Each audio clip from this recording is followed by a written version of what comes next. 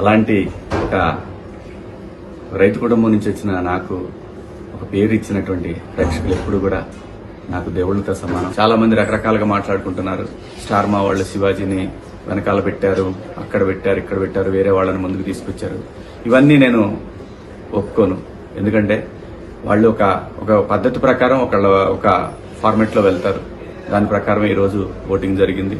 దాంట్లో విజేతగా నా బిడ్డ పల్లవి ప్రశాంత్ గెలిచాడు.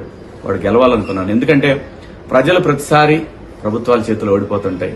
కామన్ మ్యాన్ ఎప్పుడు ఓడిపోతుంటాడు. కానీ ఈ సీజన్లో కామన్ మ్యాన్ గెలవాలి అని గెలిపించాలని దృఢ సంకల్పంతో ఎప్పుడైతే ప్రశాంత్ వచ్చే వరకు నాకు అటువంటి ఆలోచనలు లేవు. నాకు అప్పుడు అనిపించింది ఇలాంటి ఒక పల్లెటూరు నుంచి వచ్చిన నాలాగనే వచ్చాడు ఈ షోకి. నేను ఎలాగైతే ఇండస్ట్రీకి వచ్చాను అలా వచ్చిన ఒక వ్యక్తి సక్సెస్ అయితే కోట్ల మందికి ఇన్స్పిరేషన్ గా ఉంటుంది అనుకున్నాను.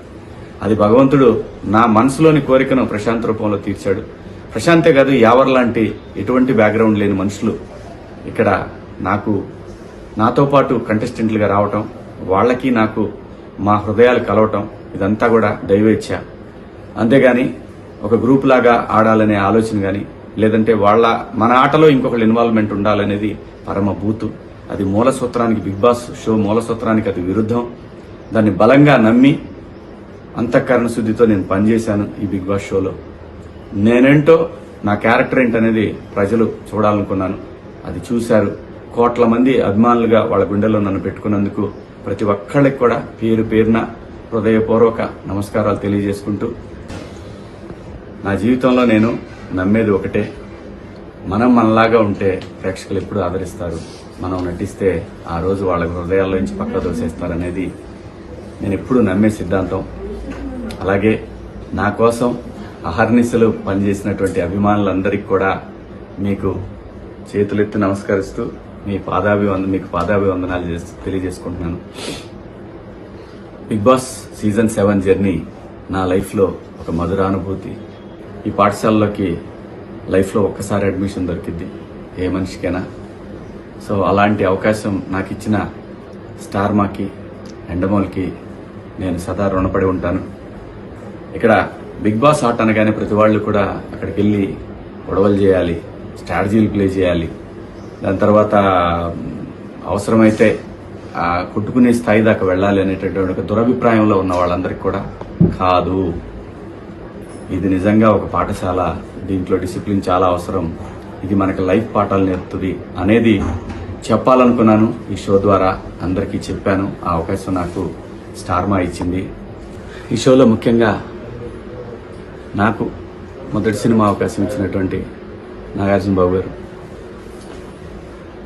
ఎంత అద్భుతంగా ఆయన నుంచి కూడా హౌస్లో జరిగేటటువంటి మనం చేస్తున్నటువంటి మిస్టేక్స్ని చాలా అందంగా అందరికీ నచ్చే విధంగా చెప్పడం అనేది ఈ షోలో హైలైట్గా అనిపించింది నాకు. ఎందుకంటే ఆయన ఇండస్ట్రీలో ఎంతోమంది దర్శకుల్ని, ఎంతోమంది ఆర్టిస్టులను పరిచయం చేశారు. అటువంటి ఒక సూపర్ స్టార్ ఈ షోకి హోస్ట్గా ఉండటం అనేది నిజంగా కంటెస్టెంట్లకి అదృష్టం. ఈ సీజన్లో సీజన్ 7లో కూడా బాబు గారే ఉండటం అనేది డెఫినెట్గా ఒక సాటి ఆర్టిస్ట్గా చాలా గర్వంగా అనిపించింది నాకు. ఆయన ప్రతి వారం ఒక మాస్టర్ లాగా అందరికీ చెప్పడం, అందులో ముఖ్యంగా నాకు అవకాశం ఇచ్చినటువంటి దేవుడు నాగార్జున బాబు గారు, ఆయన చెప్పడం అనేది నాకు చాలా బాగా అనిపించేది. మాట్లాడదాం అన్నగానే నేను ఎక్కడా కూడా భయపడే మనిషిని కాదు. అలాంటిది బాబు గారి దగ్గరికి వచ్చేసరికి 1కి 100 సార్లు ఆలోచించి మాట్లాడేవాడిని. ఏదైనా తక్కువ మాట్లాడాలి, ఎక్కువ మాట్లాడకూడదు అనేది చాలా బలంగా ఎప్పుడు నేను ధైర్యంగా మాట్లాడతా. బాబు గారితో కూడా ధైర్యంగానే మాట్లాడాను, కానీ చాలా తగ్గి మాట్లాడేవాడిని. ఎందుకంటే నేను ఆ గౌరవం ఇవ్వకపోతే నేను మనిషిలాగా కాదు. సో అటువంటి పరిస్థితుల్లో ఆ షోలో నాగార్జున బాబు గారు నాకు ఎన్నో విలువైనటువంటి సూచనలు చేశారు. వారికి కూడా ఈ షో సక్సెస్లో వారిది ప్రధాన పాత్ర. ఆ షోలో నేనంటాం నా అదృష్టంగా భావిస్తూ, బాబు గారు మీకు సదా రుణపడి ఉంటాను. నాకు సపోర్ట్ చేసినటువంటి నా అభిమానులందరికీ కూడా, మీ అందరికీ కూడా పాదాభివందనాలు. త్వరలోనే మిమ్మల్ని కలుస్తాను. ఇప్పుడే ఇంటికి వచ్చాను, కలుస్తాను.